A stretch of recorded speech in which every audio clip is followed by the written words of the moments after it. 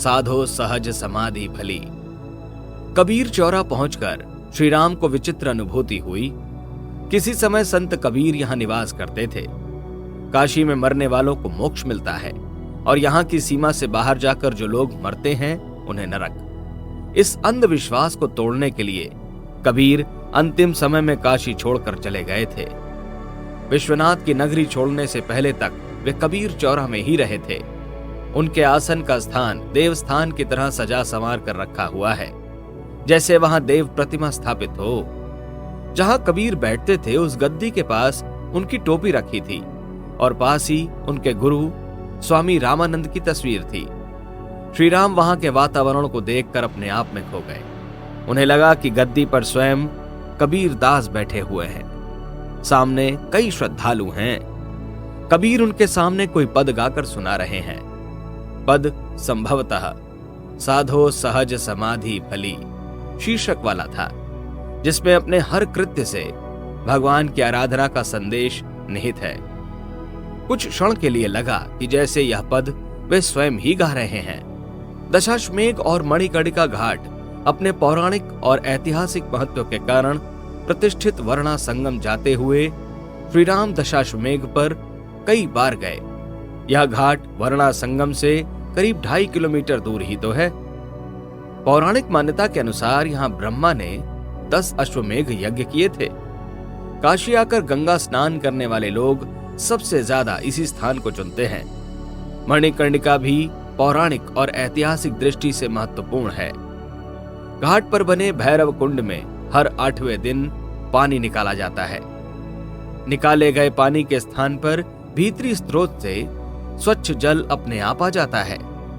मानस के रचयिता गोस्वामी तुलसीदास ने जिस जगह शरीर छोड़ा, उस तुलसी घाट पर पहुंचकर भी श्री राम को दिव्य अनुभूति हुई।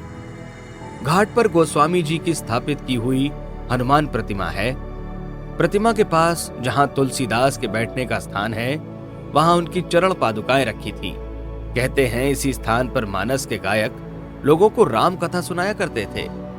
जहां मारुति नंदन की प्रतिमा है, लोगों का मानना है कि स्वयं हनुमान किसी न किसी के वेश में गुप्त रूप से बैठते और कथा सुनते थे।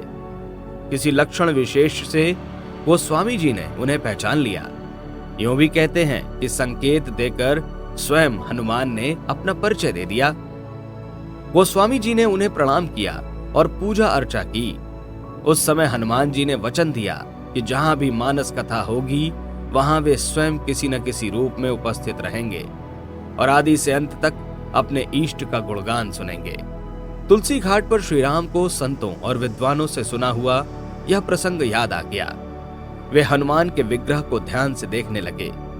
देखते देखते इतने तन्मय हो गए कि अपना भान ही नहीं रहा। लगा जैसे सिर्फ हनुमान ही हैं।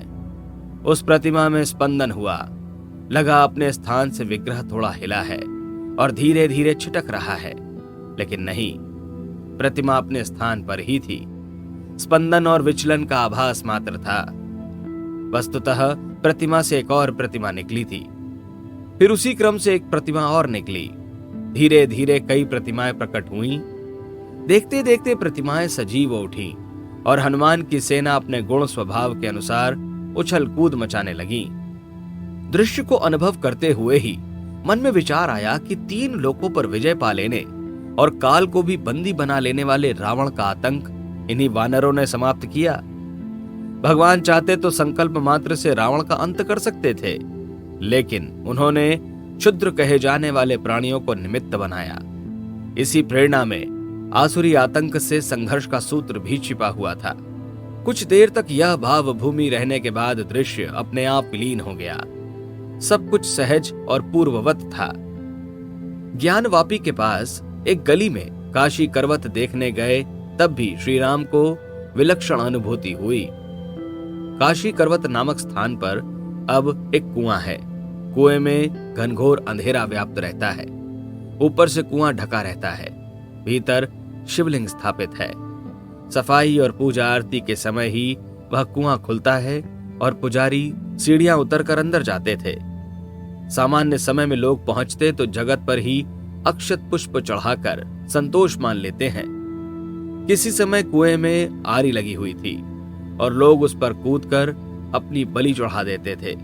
समझते थे कि इस तरह मृत्यु का वरण करने से सायुज्य मुक्ति मिलती है।